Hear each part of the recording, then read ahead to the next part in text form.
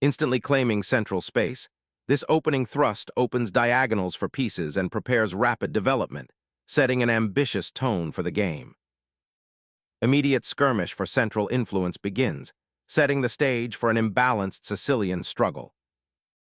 Developing the knight to f3 immediately stakes a claim in the center and prepares for kingside castling, a common and sensible approach after the Sicilian defense. Developing a knight to support the d-pawn creates a solid, flexible pawn structure, ready for counterplay. Initiating central confrontation, this thrust immediately challenges black's pawn structure and opens lines for your pieces, aiming for rapid development. Opening the center allows rapid piece development and creates dynamic attacking chances for both sides.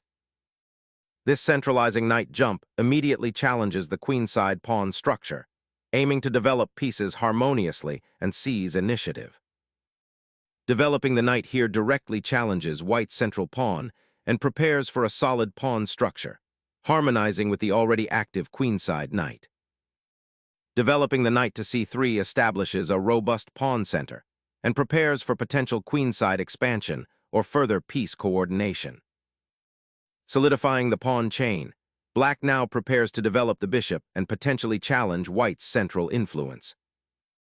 Fortifying the kingside and preparing for castling becomes paramount. This development clears the f1 square and supports potential pawn pushes or knight maneuvers, aiming for a solid, harmonious setup before engaging in more dynamic play. Puncturing the center with this pawn thrust immediately challenges white's central pawn and knight, forcing a decisive positional decision regarding the central pawn structure. Retreating the knight allows black to finally assert dominance in the center with their d-pawn, solidifying their pawn chain and opening lines for bishop development. Proactively fortifying the kingside, this subtle repositioning prevents immediate pawn advances like g4 and simultaneously prepares for potential piece development to g7. It's a prophylactic measure, ensuring king safety and limiting white's immediate attacking options while the queenside remains relatively undeveloped. Preventing a knight's invasion at g4, this subtle maneuver secures the kingside and prepares for a potential queenside expansion, though it does slightly soften the kingside pawn structure for later. Developing the bishop to this square aims to fortify the d5 pawn and prepare for castling, but it also creates a potential outpost for a white knight on d5 should black's pawn structure weaken, so careful consideration of future pawn breaks is paramount. Securing the king's safety is paramount. The immediate castling clears the king from the central file and prepares for active piece development, a classic prophylactic maneuver. Fortifying the kingside, this knight now finds a natural resting spot, preparing to connect its rooks and bolstering the pawn chain's defense. Shifting the rook to the e-file prepares to contest this crucial central artery, aiming to open it for potential battery formations or to support future pawn advances in the center. Anchoring the rook to the half-open c-file, black reinforces central control and prepares for potential advances on the queen side, creating an active defense that discourages white from easily expanding in that sector. Shifting the bishop to f1 offers a subtle repositioning, aiming to support a potential kingside advance later, while also freeing the d-file for the rook. It's a deliberate tempo to consolidate and prepare for black's likely attempts to gain central space or activate their pieces along the newly established queenside structure. Shifting the knight to b8 signifies a retreat, aiming to reposition it towards the queenside, perhaps eyeing c6 or even a d7 square later. This maneuver seeks to unblock the c-pawn, preparing to advance it and contest the open c-file, while also reinforcing the kingside defenses indirectly. It's a subtle, patient repositioning rather than an immediate tactical strike, prioritizing long-term development and flexibility.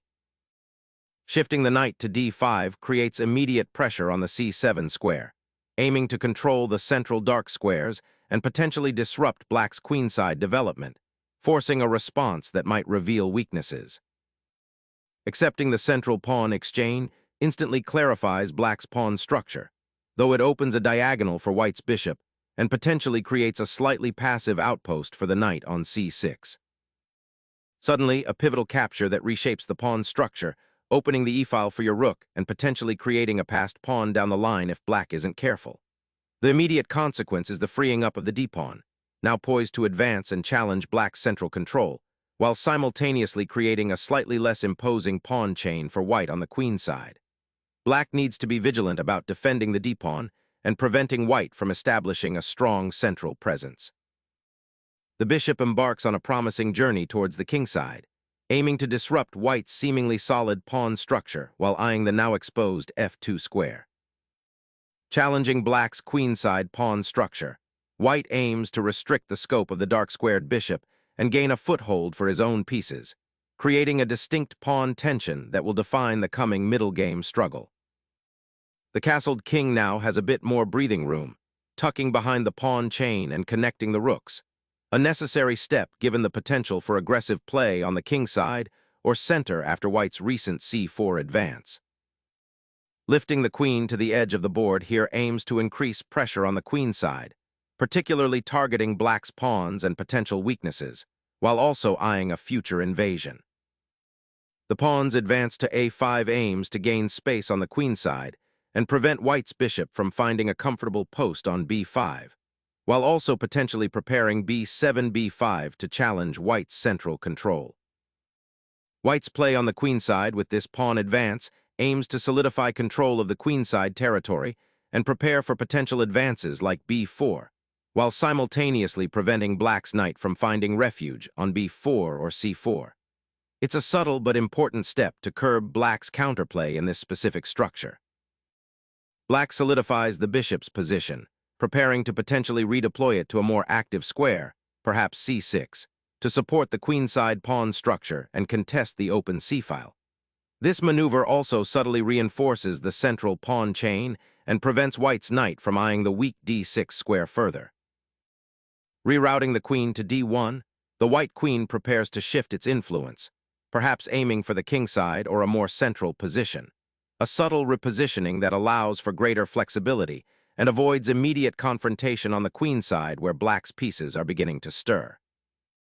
Bypassing the queenside tension, black aims to secure more space and prevent white's pawn advances, though it cedes some initiative on the king side and weakens the queenside pawn structure for potential future struggles.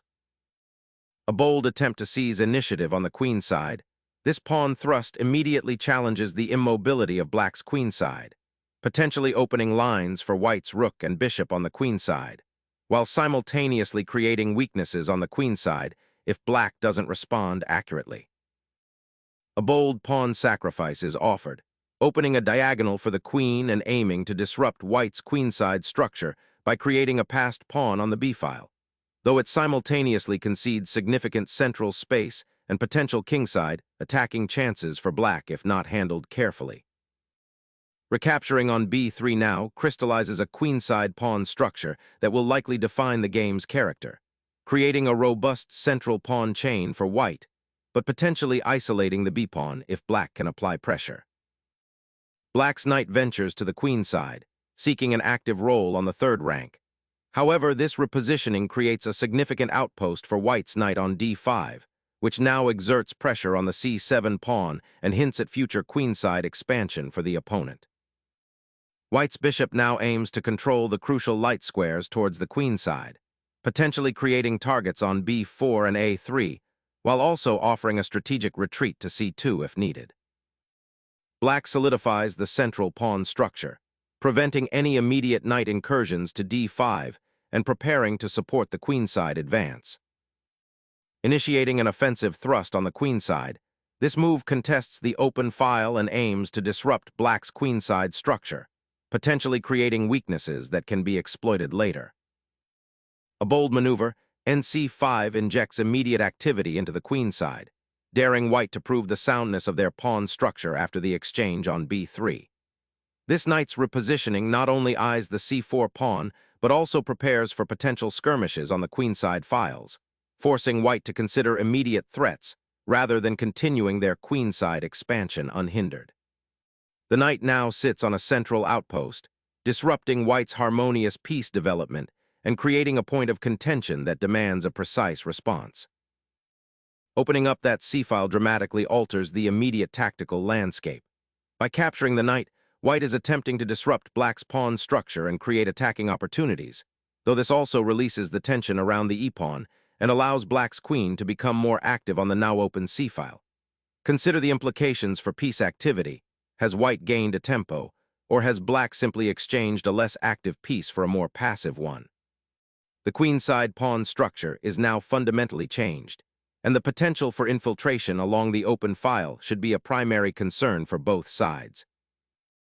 Recapturing on c5, with the queen immediately reasserts pressure on the queenside and contests control of that vital diagonal, preparing to potentially infiltrate white's pawn structure. Unleashing a decisive pawn sacrifice, white aims to dismantle black's queenside defenses and expose their king. This bold gambit seeks to disrupt black's pawn structure, particularly the fragile b-pawn, and potentially open lines for white's rooks and queen. The critical question is whether black can consolidate their material advantage, or if white's initiative will prove overwhelming, leading to tactical complications and a potential king hunt. Consider the long-term implications of this piece offer. Will it forge a path to victory or backfire spectacularly? The rook now assumes a vital role on the 7th rank, a critical avenue for potential counterplay and defending against white's queenside pressure.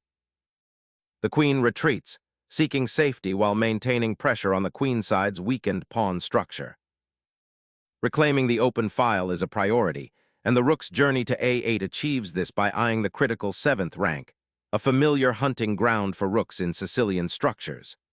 This maneuver aims to disrupt white's control and create counterplay, potentially forcing concessions or opening up new attacking avenues.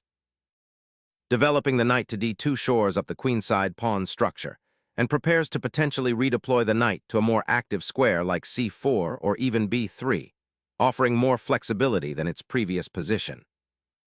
A bold strike for central control, aiming to disrupt white's coordination and open lines for the rook, though it might leave the kingside slightly exposed if not adequately supported. Initiating a patient repositioning, the knight relinquishes its active central post for a more defensive perimeter role, acknowledging the potential for tactical skirmishes on the queenside, and preparing to support a queenside expansion or bolster the kingside defense if necessary. The bishop's excursion to the kingside marks a fascinating attempt to activate a piece that's been somewhat sidelined, aiming to exert pressure down the h4-d8 diagonal and potentially disrupt white's harmonious setup.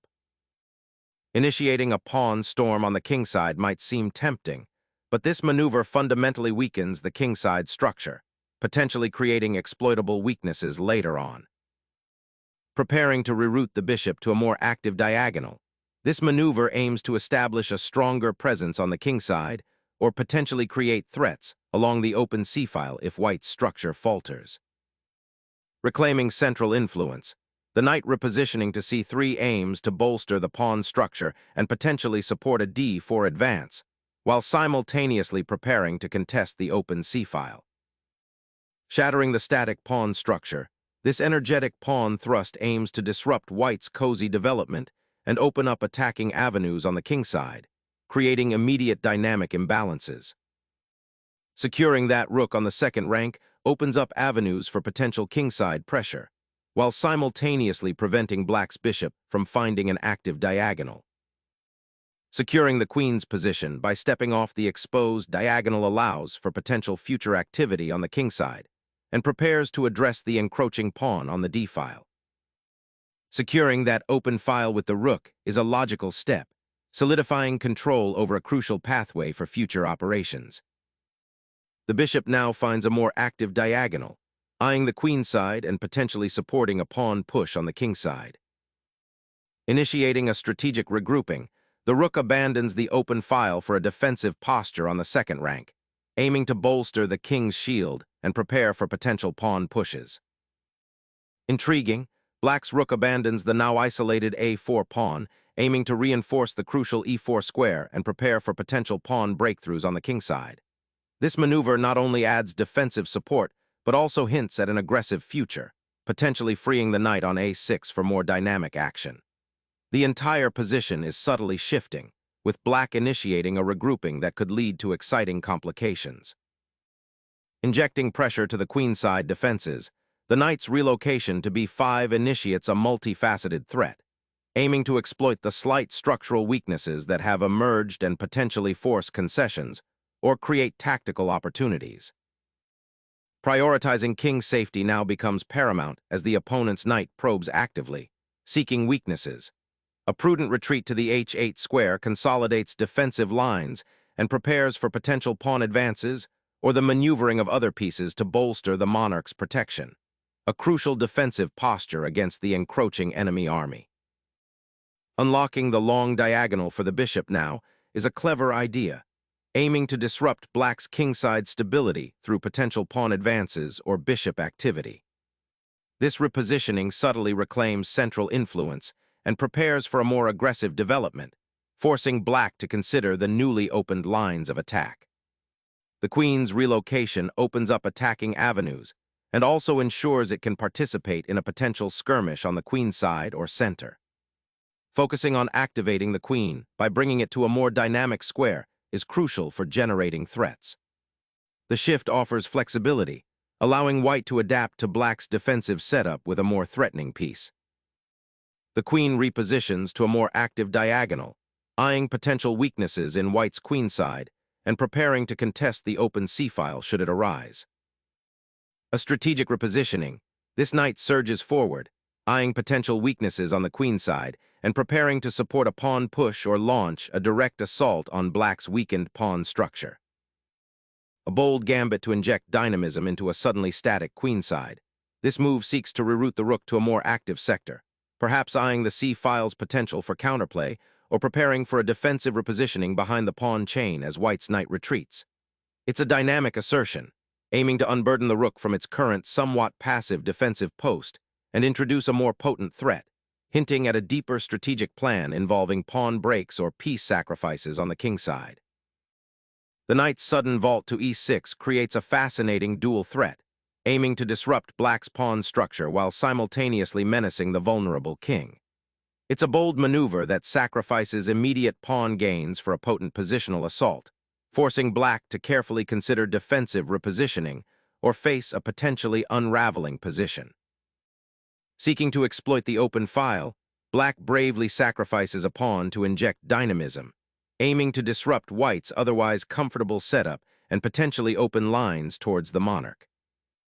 A bold capture, but it concedes a significant outpost on the c-file and allows black's queen to penetrate much deeper into white's territory, potentially creating weaknesses around the king. Capturing the rook immediately puts black in a precarious situation. While regaining material, the queenside is left vulnerable to white's encroaching pawns and the exposed king. The rook's relocation to the d-file aims to contest the open file and potentially support a pawn push or create defensive coordination, though it abandons the defense of the c-file for now. Strategic insight, *** white's maneuver seeks to activate the rook and regain influence on the central files, recognizing the dynamic nature of the current position after black's active rook play. It's a subtle positional adjustment, prioritizing a more balanced defense and offense rather than a direct pawn capture. The goal is to build pressure and create potential weaknesses for black's king. Black's queen, after a daring detour to the kingside, now reevaluates its position, seeking a more active role on the open file, threatening to disrupt white's queenside structure and potentially infiltrate further should white fail to address the pressure. The white king boldly steps forward, a provocative gesture that tests the limits of its immediate safety amidst the ongoing tactical skirmishes. Intensifying pressure along the open files requires the rook's active participation, aiming to disrupt white's central control and exploit any potential weaknesses in their pawn structure before white can consolidate. Unleashing the knight to f4 aims to disrupt black's coordination and create attacking possibilities on the kingside, potentially targeting the weakened dark squares around the black king. An audacious gambit to awaken the slumbering king, aiming to exploit the suddenly exposed kingside diagonals. Reclaiming the d-file is paramount, and this knight repositioning offers a strategic pivot, aiming to solidify control and perhaps prepare for a queenside advance or a central pawn push, rather than letting the bishop dictate the tempo on the queenside. Reactivating the rook on the first rank, The defender aims to challenge the immediate pressure and potentially create counterplay along the now open E file, seeking to disrupt white's coordinated pieces. A bold attempt to seize initiative by activating the rook and challenging black's control of the open file. The king's sanctuary crumbles as the rook decisively enters the fray, shattering any semblance of defense for the monarch. Capturing the rook on A1 now solidifies white's material advantage, transitioning the game decisively into a winning endgame with a decisive pawn majority. King's safety crumbles as a desperate sacrifice seeks to disrupt white's overwhelming material advantage, though the resulting queen ending likely favors the player with the extra pawn. The monarch's journey through the battlefield concludes, irrevocably exposed to the enemy's remaining attackers. The pawn structure has been fundamentally altered. Black has acquired a passed pawn, but at the cost of weakened king defenses. The king's central journey begins, aiming for a safer haven amidst the remaining pawns as the queens have been exchanged, fundamentally altering the game's character. The black king, now exposed on the open G-file with white's rook departed, scrambles towards the relative safety of the H-file, a necessary but precarious repositioning amidst the crumbling central structure. White's knight aggressively ventures into the enemy camp, eyeing potential tactical fireworks around the black king. Cementing the pawn chain against the coming onslaught, this defensive maneuver seeks to solidify the king's immediate surroundings, anticipating further pawn advances from white's aggressive setup. Pushing this pawn forward now seeks to immediately exploit the exposed black king and potentially open up the c-file for an assault. The bishop finds a more active square, aiming to disrupt white's pawn structure and potentially support a pawn advance on the king side, or even participate in a future queenside counterplay. Opening the king's defense to unleash a pawn storm on the queen side is a bold, even desperate attempt to generate counterplay. The fundamental positional trade-off is solidified as black surrenders their powerful bishop. The pawn's journey to promotion now becomes the paramount concern, forcing black to dedicate their remaining pieces to its obstruction. The pawn storm has subsided, and the dust is settling. Black's immediate priority is to consolidate the newfound central pawn majority, hoping to create a dynamic force that white's isolated pawns can't adequately counter, especially with their king still somewhat exposed in the center. The pawn capture on F5 fundamentally alters the structural landscape, opening new avenues for the rook on A1 to become an active participant in the unfolding endgame, aiming to exploit the weakened kingside pawn structure. The pawn storm begins, aiming to liberate the kingside from its confinement. Unleashing the bishop to pressure that pinned knight offers a potent threat, aiming to exploit the weak diagonal and potentially create a passed pawn. The king bravely steps into the fray, seeking to anchor its defense amidst the collapsing pawn structure on the queen side. Asserting dominance on the open squares, the bishop now finds a commanding outpost, limiting black's options and preparing for a potential march of the passed pawn. The pawn push injects life into the d-file, creating a desperately needed dynamic element for black, aiming to disrupt white's well-established central structure and potentially open lines for the remaining pieces. The king ventures out, seeking to anchor its defenses against the encroaching pawns, a bold if precarious choice given the open lines. Unleashing a final thunderclap, the bishop targets the exposed monarch, forcing a king shuffle that significantly alters the remaining material balance. Fighting for control of the open files is paramount, as the doubled pawns become a significant weakness for white. The pawn push forces the white king to a more exposed square, opening up opportunities for further piece activity. Seizing the open file becomes paramount, creating a direct threat to the black king's sanctuary. Sacrificing the bishop to activate the rook on the d-file, forcing the white king into a desperate defensive posture.